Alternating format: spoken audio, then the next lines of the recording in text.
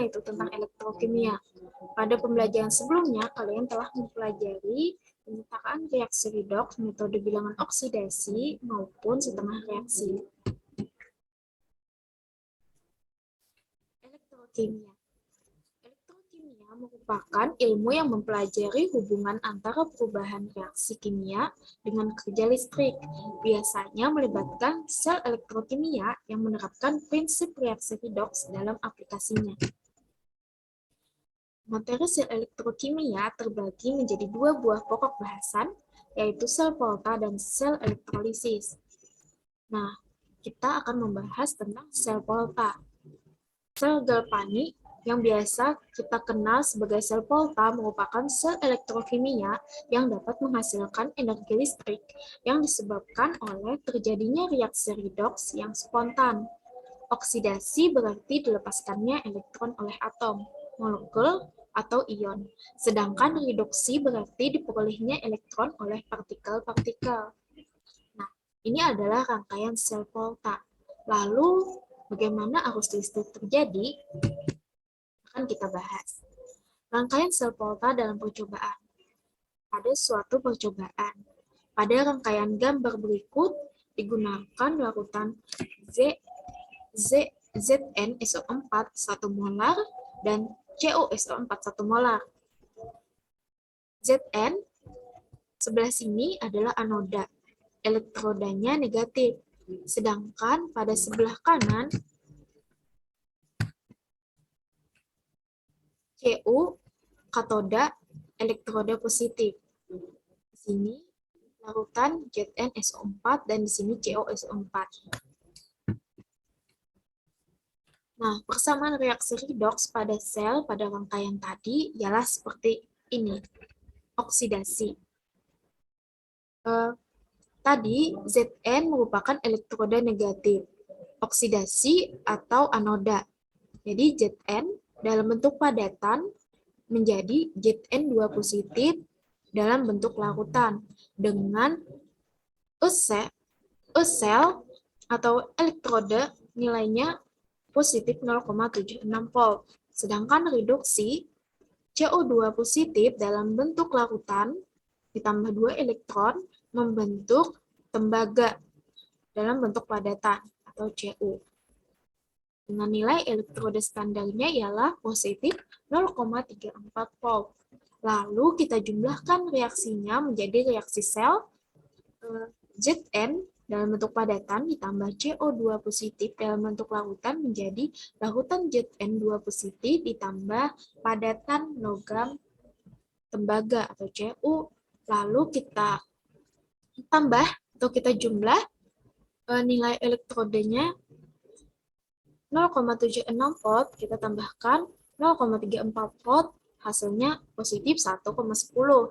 Lalu untuk notasi sel, rumusnya ialah Z anoda, ion anoda atau oksidasi, CO2 positif yaitu katoda atau ion katoda, di mana katoda terjadi reduksi. Jadi kita tulis Zn2 positif, CO2 positif, Cu. Nah, garis tunggal menyatakan perbedaan pasa. Zn di sini kan pasanya padatan, sedangkan Zn2 positif pasanya larutan. Lalu garis ganda ini menyatakan perbedaan elektroda. Next. Nah, apa sih itu sel Volta dan jembatan garam? Apa hubungan keduanya? Ketika sel Daniell atau lebih kita kenal sebagai sel Volta digunakan sebagai sumber listrik, maka terjadi perubahan dari Zn menjadi Zn2 positif yang larut, yang mana seperti kita tahu Zn-nya dalam bentuk padatan menjadi Zn2 positif yang larut atau dalam larutan, yang mana reaksinya ialah Zn dalam bentuk padatan menjadi Zn2 positif dalam bentuk larutan ditambah 2 elektron. Ini adalah reaksi oksidasi.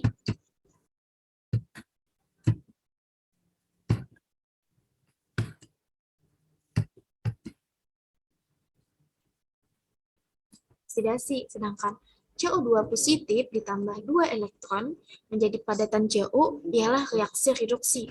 Nah, dalam hal ini, massa Zn mengalami pengurangan, sedangkan elektroda Cu bertambah masanya karena terjadi pengendapan Cu dari CO2 positif dalam larutan.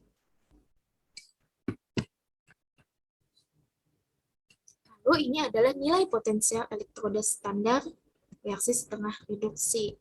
Dapat dilihat potensial sel standar. Data potensial elektroda positif dinamakan katoda dan potensial elektroda negatif dinamakan anoda dapat digunakan untuk menentukan potensial sel standar dengan rumus sebagai berikut. E derajat sel sama dengan E derajat katoda dikurang E derajat anoda. Atau E derajat reduksi dikurang E derajat oksidasi. Lalu kespontanan reaksi redoks. Kespontanan reaksi redoks dapat diprediksi dari nilai potensial reaksi redoks tersebut.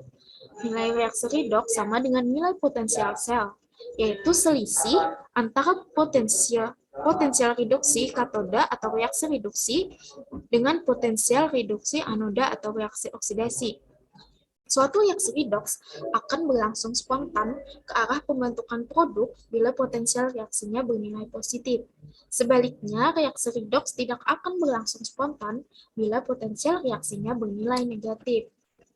Nah, jadi kespontanan reaksi redoks ditentukan oleh positif atau negatifnya potensial reaksinya. Lalu Direct Volta. Mengapa kita perlu mengingat Direct Volta ini? Karena untuk membuat sel volta, kita harus menentukan yang mana sih elektroda positif atau anoda, atau yang mana sih katoda. Lalu dapat kita lihat, makin ke kanan, mudah direduksi, sukar dioksidasi. Jadi, makin ke kanan arah panah, maka dia adalah mudah direduksi. Sedangkan makin ke kiri, mudah dioksidasi dan sukar direduksi. Ayo kalian ingat, Direct Volta ini sangat penting ya diingat. Lalu ada contoh, berdasarkan data berikut, Zn2 positif ditambah 2 elektron menjadi Zn. Potensial elektrodanya ialah negatif 0,76 volt dan Sn2 positif ditambah 2 elektron menjadi Sn, potensial elektrodanya negatif 0,14 volt. Apakah reaksi padatan Zn ditambah larutan Sn2 positif menjadi Zn2 positif aqueous atau dalam larutan ditambah Sn dalam bentuk padatan dapat berlangsung atau tidak? Lalu kita lihat pada Direct Volta, apakah Zn mudah dioksidasi atau Zn mudah direduksi? Kita lihat Zn dengan Sn. Zn di sebelah sini, sedangkan Sn sebelah sini. Maka yang mudah teroksidasi adalah Zn. Maka oksidasinya ialah Zn dan Sn ialah reduksi. Coba kita lihat. Karena Zn dioksidasi, maka Zn-nya dalam bentuk padatan. Maka nilai ininya kita balik. Di sini Zn dulu, lalu menjadi Zn2 positif ditambah 2 elektron. Maka nilai potensial elektrodanya kita balik menjadi positif.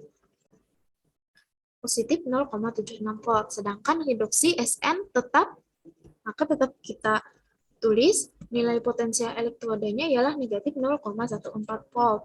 Maka reaksi ionnya seperti yang ditanyakan, lalu kita jumlahkan potensial elektrodanya 0,76 volt dikurang negatif 14 volt. Salah ya, di sini positif 0,76 volt ditambah dalam kurung negatif 0,14 volt, maka nilainya ialah positif 0,62 volt.